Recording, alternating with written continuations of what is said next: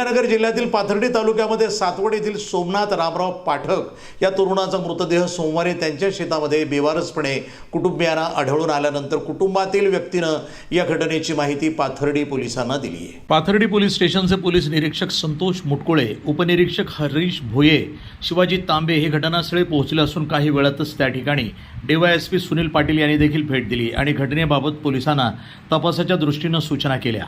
मयत सोमनाथ पाठक याच्या डोक्याला आणि पायाला जखमा असल्याचं पोलीस अधिकाऱ्यांना दिसून आल्यानं मारहाणीमध्ये सोमनाथचा खून झाला आहे का त्या दृष्टीनं पाथर्डी पोलीस आता पुढील तपास करत आहेत। वरिष्ठांनी घटनास्थळाला भेट दिल्यानंतर या ठिकाणी श्वान पथक, ठसे तज्ज्ञ यांनी देखील घटनास्थळी भेट देऊन तपासाला दिशा देण्याचा प्रयत्न केला। बालरोग तज्ज्ञ डॉक्टर अशोक पाठक यांचा सोमनाथ हा धाकटा भाऊ होता।